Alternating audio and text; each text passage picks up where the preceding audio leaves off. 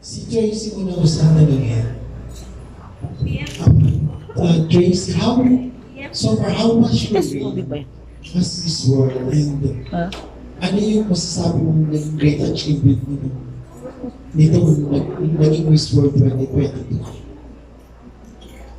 Thank you, Leo. Nice to meet you. And for me, it was a very meaningful reign. If you guys don't know, I come from a very simple background.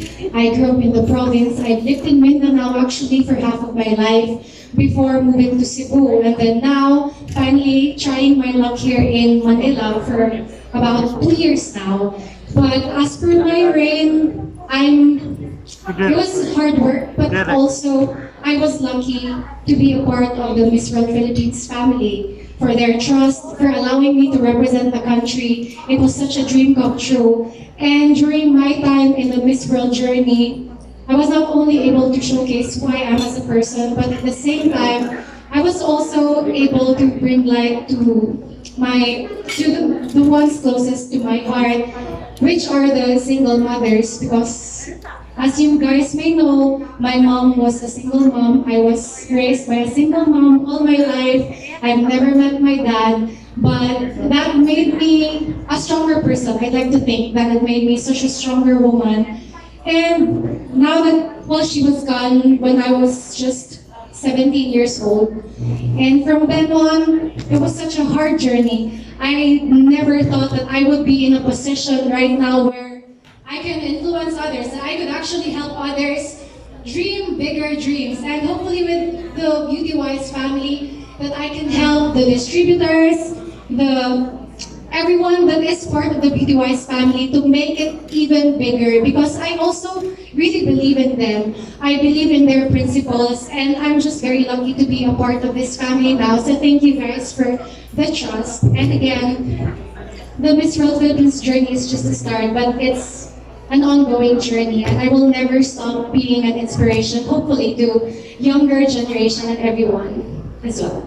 Tracy, katulad din ng ibang mga naging beauty queens, papasukin mo rin ba ang linya ng showbiz eventually? It's one of the possibilities. I won't deny that. Isa yung sa mga na-realize ko actually, stepping foot in Miss World Philippines, it opened so many opportunities for me, and hindi ko babaliwalain yung binigay na opportunity na maging ganito ako. And if that is through the entertainment industry, then I'm very much willing to take that step.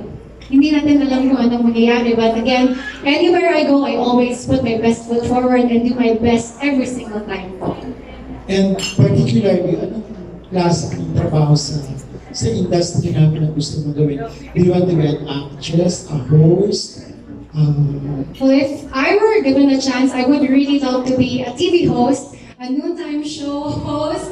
But at the same time, I've tried having acting classes already, and it's so different and it's so much fun. So, tingnan natin, gusto ko din siyang matry kasi we should never stop learning and trying new things. Kahit anumang edad natin, just go out there and live our lives. Thank you. Hindi ba mahal kumuha ng beauty queen as ng doors?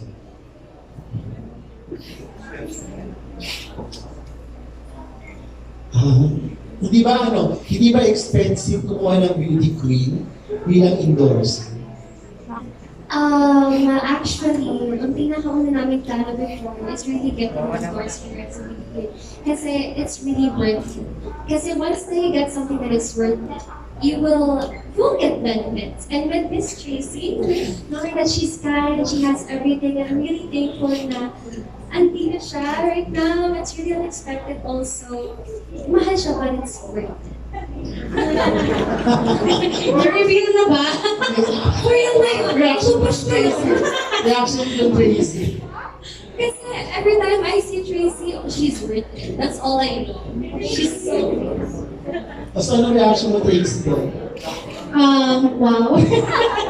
Thank you, Ina. Thank you again, Viewers family. And secret na namin yun. But it's gonna be worth it, guys. It's gonna be so worth it.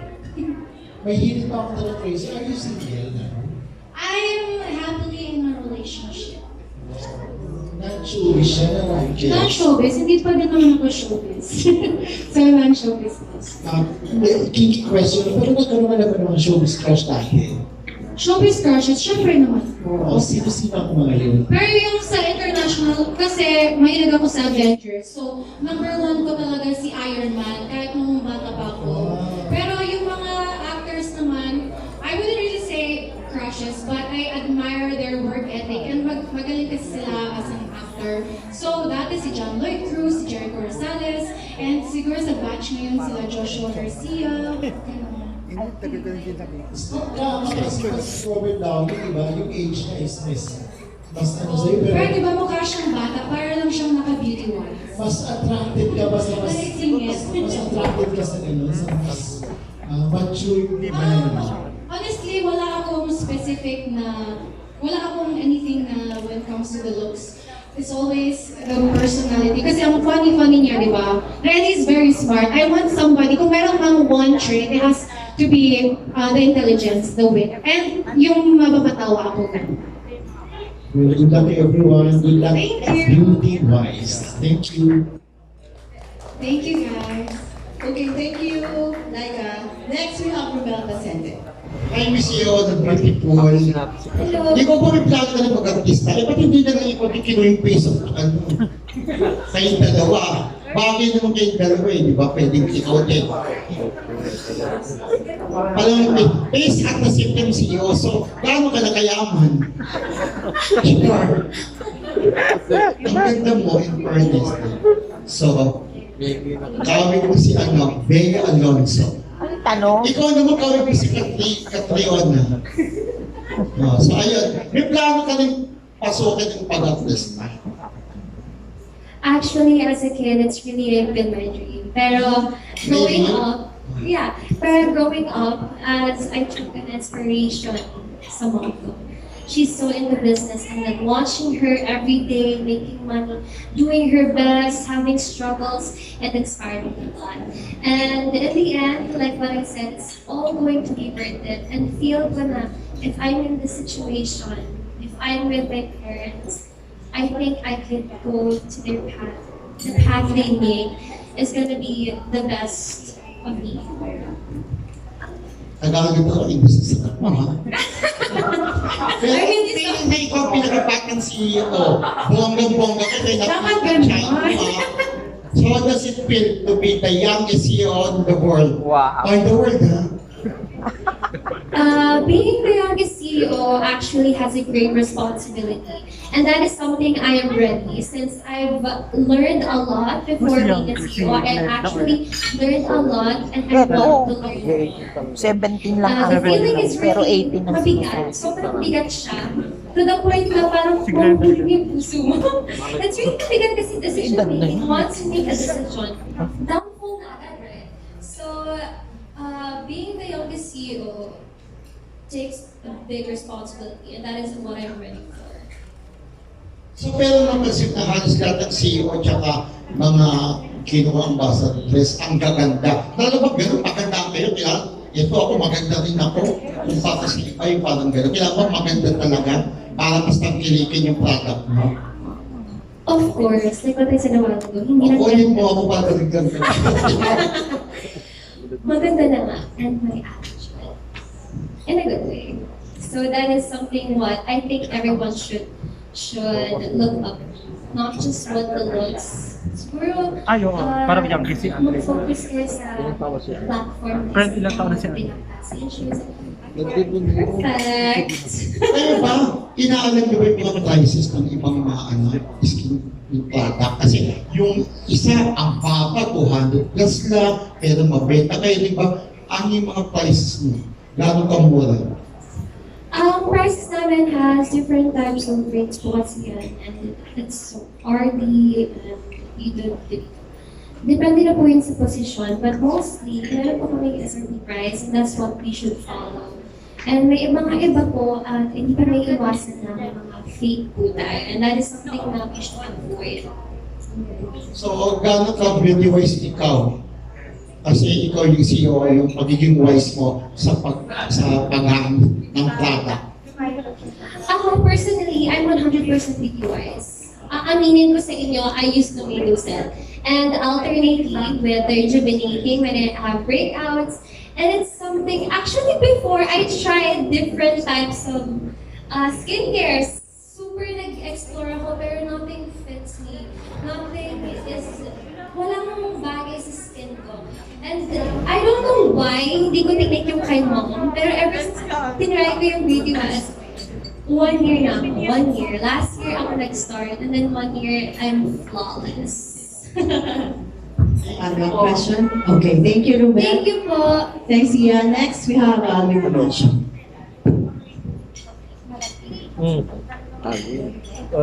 Hi, hello. I'm Alvin Ignacio from Pinakabatang. To the youngest CEO, what is the wisest advice your mom gave you now that you are taking the reins of the CEO title?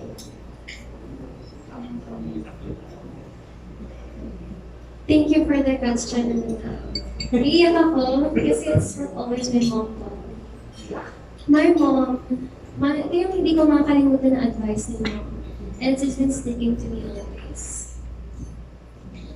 It's gonna have to be learn and try your best. Kasi if you don't try your best, magpapakita yung results. It's gonna be nothing kasi you didn't try your best.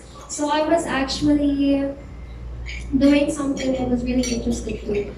And my mom was like, gusto mo ba talaga yan? And I was like, oh, gusto ko to. And my mom was like, alam mo, there's really something out there you should try your best. Like, we have to explore. That's also the one thing we have to explore.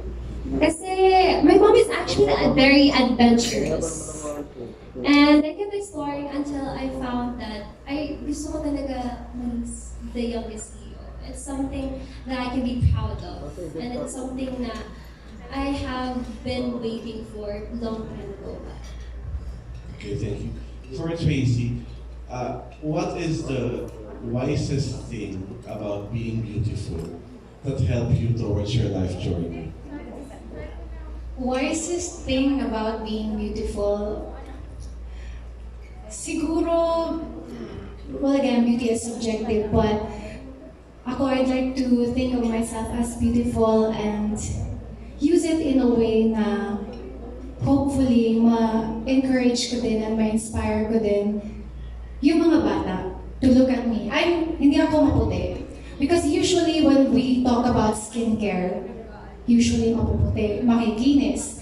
I think I'm only one of the few endorsers na proudly morena po talaga.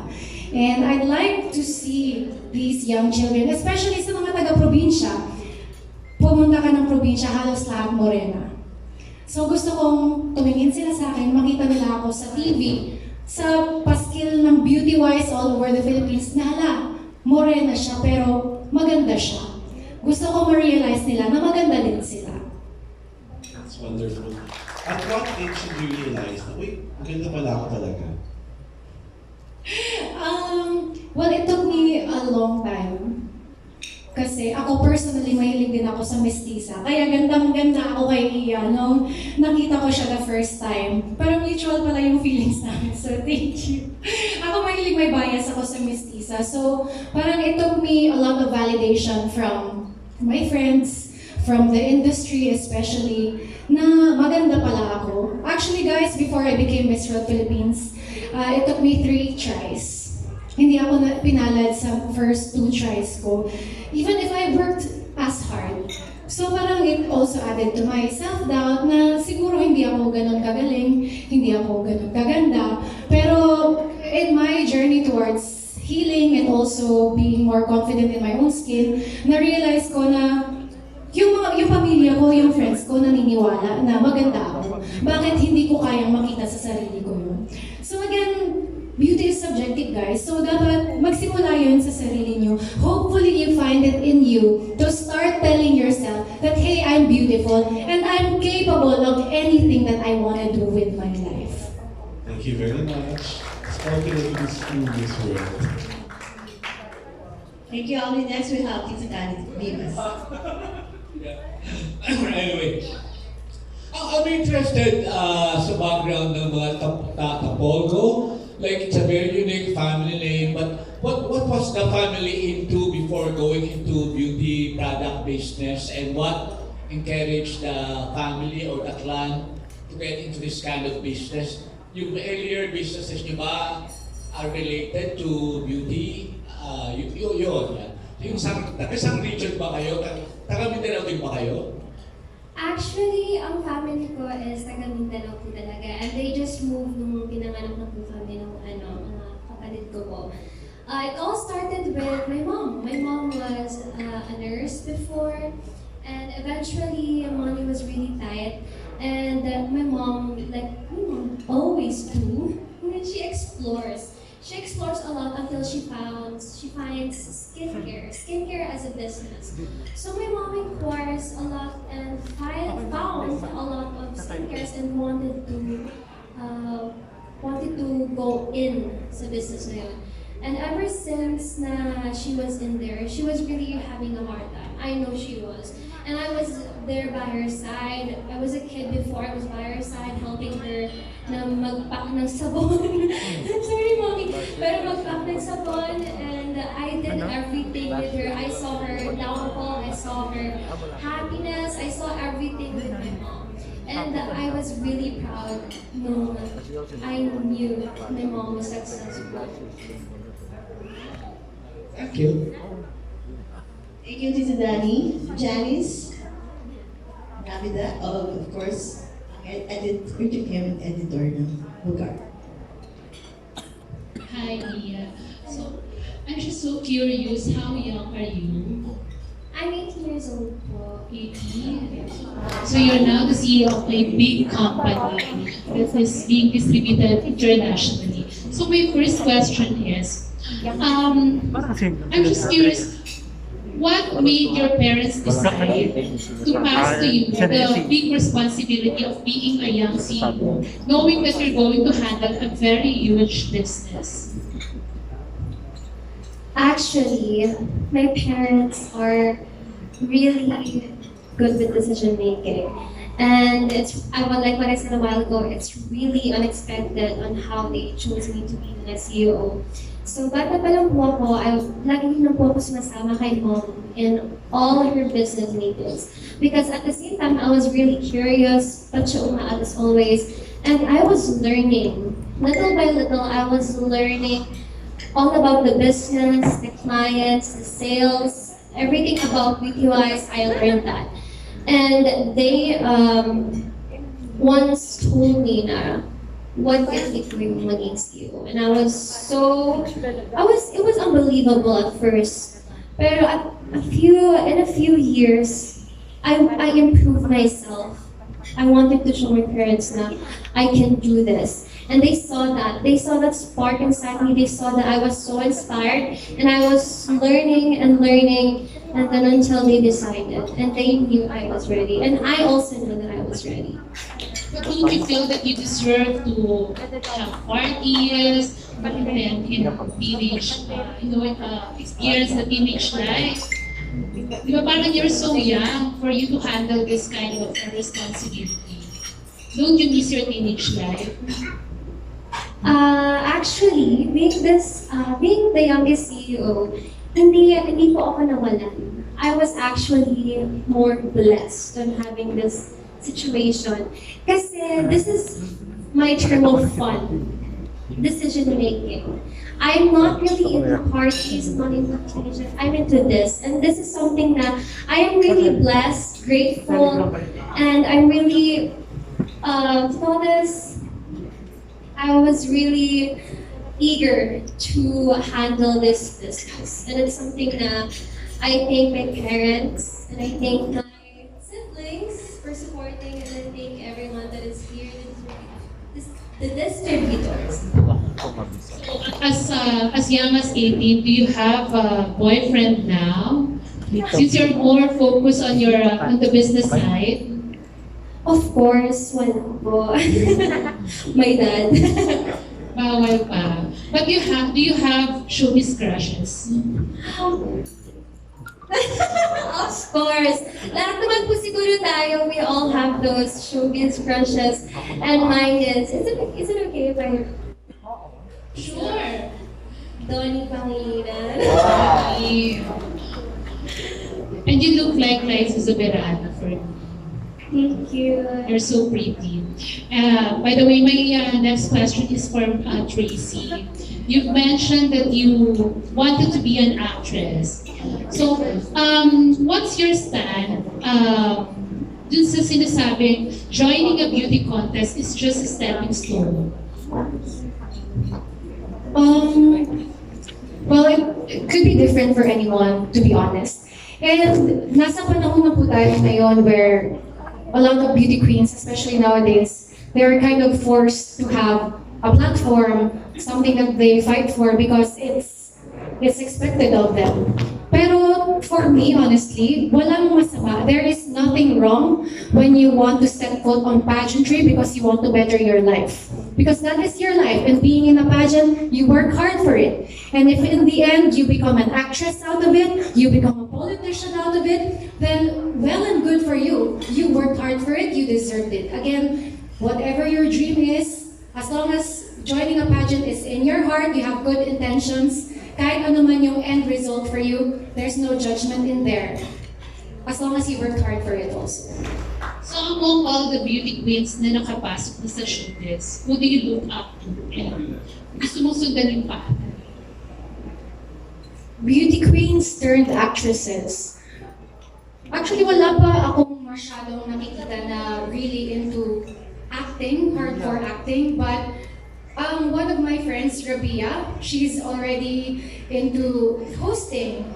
And I admire her for that. I feel like I see myself in her in a way. I've actually competed with her back in 2020. And I've seen her progress. I've seen how she's slowly reaching her dreams and providing for her family back in Iloilo. And I look up to her for that. Not leaving her family behind, making sure that she still provides for everyone, and at the same time, not forgetting about herself and her dreams. That's a very hard task to fulfill, especially someone as young as her, but she's very accomplished, and I would want to be like her, honestly. So if given a chance, do you still intend to join a beauty contest? I have no plans anymore. I'm already Miss World Philippines, and I'm very happy and privileged to be called one. And I've already represented our country, and I would love to see more and newer representatives in the future and give them the chance to also walk the international stage. So kung sakali na mabigyan ka ng chance sa showbiz, sino naman ang gusto mong makapartner? Hindi ko po alam, honestly. Pero yung kanina, yung mga binanggit ko, I wouldn't really mind being able to work with them. Pero siguro, I would also want to make a name for myself, not necessarily being paired up with a love team. Kasi alam ko sa sarili ko na kaya ko, kung meron lang people out there, if they would trust in me enough and would see my potential enough. And they would see how professional and hardworking I am. And if they do give me a chance, I know I can make it out there. So again, ako thankful din ako sa VTYs because they saw that potential in me. Okay, thank you. Thank you, Ms. Tracy. I have a question for you. Yeah, have you experienced a very challenging problem in the company, and how did you manage it? The most challenging thing that I think that would challenge me is siguro decision making. In terms of decision making, I have to include everyone. I have to not include just myself. This is my business, this is mine, I have to include myself. No. I have to include my family, how it affects the distributors, the market, everything. And it's something that it's really gonna be hard. And I will overcome them by, of course, having second opinions. It's my number one thing. I always ask, hindi naman sa nalay ako sa different people, I just need to know others' opinions, and I would apply that to my thinking. And then, ayun po, that's how I overcome them. Taking others' opinions, tapos thinking it really hard. Kasi I'm not the type of person na who risks na, okay, ito na lang, sugal tayo dito. You have to think about everyone and the outcome. And then, are you ready to face those consequences? If I'm not, then find another one. Kasi there's always a lot of options there. You just have to find them. Thank you for Miss Tracy. What advice can you give to Iya, knowing that she's very new in the business, although it's a different sector, you're from pageantry and then from business side. What would you advise, especially to those bashers? Meron ka bang bashers, Iya? Swag. Hindi nila alam gano'n kahirap maging CEO. I would never be able to understand your situation right now. Pero looking at you and looking back when I was still 17, 18, hindi ko siguro kayang humarap sa ganitong kadaming tao. Let alone run a whole family business and take care of everyone, take care of distributors and everyone in the country. So, Iya, ngayon pa lang, I'm very, very proud of you. I know this is just the start. You will commit mistakes. You will have a hard time. You'll have your fair share of struggles. Pero I know it will help you grow. And ako naniniwala ako sa pamilya niyo. You have a very strong family foundation. And magkamali ka man, andyan sila. They will take care of you. And use that to fuel you na maging mas magaling ka pa sa ginagawa mo ngayon. You still have a lot to learn. And nakikita ko sa'yo that you're hardworking, that you are curious, and sinabi mo nga na hindi ka mahilig pumarty, and you feel like you're not missing out on your life. That's good. But also, try to enjoy your life. Try to explore other things without na hindi mo mapabayaan yung business nyo. Again, don't take this as a sole responsibility lang na ikaw lang yung makakasolve ng mga problem. Marami kang katulong.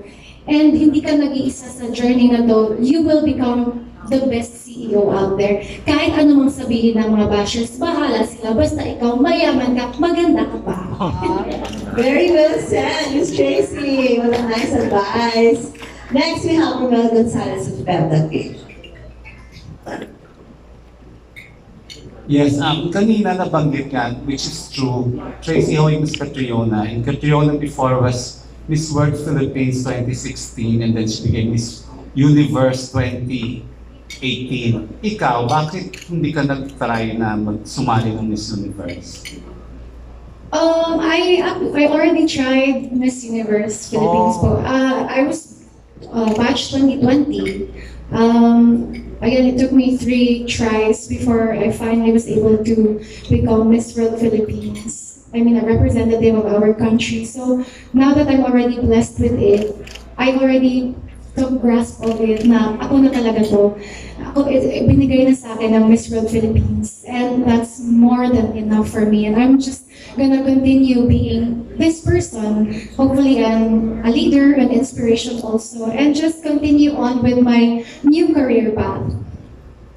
Ayan, and then my next question is, well, alam naman natin lahat na isa sa mga issues ngayon is yung pinapayagan na ang mga transgender, transsexual, may anak, may asawa sa mga beauty pageants. What's your stand on this? Ako naman, I'm very open about that because different organizations have their different set of rules and I respect them for that. As long as they see that these specific candidates are still able to fulfill their responsibilities should they win the crown and still na hindi mapabayaan yung pamilya nila, yung anak nila, or even the transgender community. I think it's only fair that they're given the chance also to be a part of this one whole pageant community. There is really nothing wrong with it in my personal opinion as long as they have, like I've always looked at the person on what they are on the inside, like how they truly are as a person. As long as their intentions are good and their vision is good, no matter your gender or your status in life, whether you're a parent, a single mom, or married, then if you still want to pursue pageantry and you're given the chance to do that, then just give your best and not leave anyone behind, especially your family. Thank you. Very well said. No wonder nanalo ka. My next question is for Iya. Kasi ikaw na nga ang youngest CEO. Kasi sa pagkakaalam ng iba sa amin ay si Andrea Brillantes ang youngest CEO. Mas bata pa sa kanya. So anong feeling na ikaw na ngayon ang tinuturing na youngest CEO sa Pilipinas? Like what I said a while ago po, it's really heavy. It's really hard kasi knowing na bata ka, some people will underestimate you. And that's something I am trying to improve about myself. And being the youngest CEO has a big responsibility with my parents beside me, me learning, them teaching me, I know I can do this. I know I can handle this. Because I am eager to improve, I am eager to handle this, I want more, I want this, and I am ready for this. And since ikaw CEO ng company niya, may say ka ba kung anong produkto ang i-concocted nyo, ilalabas na sa public? Since you're a teenager, alam mo yung needs ng skin ng mga babae.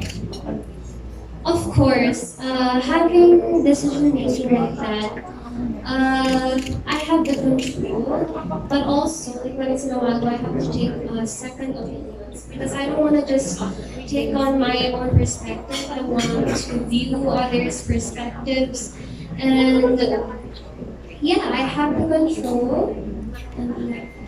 And ano sa tingin mo, as a teenager, as a woman, ano sa tingin mo yung produktong kailangan yun sa market na hindi pa masyadong nabibigyan ng pansin or na i-introduce sa publiko? It's gonna have to be the tomato set we have or the sambal. I can assure you that our products are premium and it's something that no one will ever have because it's specially made. The ingredients are specially made by its chemical. It's something premium and someone will never have, and it's something that I recommend everyone since sobrang init na panahon ngayon and the others are just going to beaches like nothing is damaging their skin. And I think self-care is what they need to apply to themselves. Everyone needs self-care, self-love, and it starts with you. It starts with your movement. You have to make movements or else something will happen. Tomato set? Tomato set. It's actually really mild. And it's good for teens and lactating. And for pregnant women, it's really mild and it's what Tracy is using. Full of vitamin C, diba? Yes. And my last question is, since ang ganda-ganda mo, Iya, may expect ba namin na magsama kayo ni Tracy sa billboard ng Beauty Wise? Yes. I'm hoping and I know we will get there someday with Tracy by my side. Anyways, congratulations. Thank you. And for our last question for Iya, ano ang mga dapat abangan sa BDWise? Ang mga dapat abangan sa BDWise? There's gonna be a lot of changes. Let's say actually maraming mga, let's say namatay na mga business before, and look at us, we're still standing. You know why? Because premium tayo, and it's something no one will ever have that we have. And ang dapat nating abangan, let's keep that as a surprise. Thank you so much.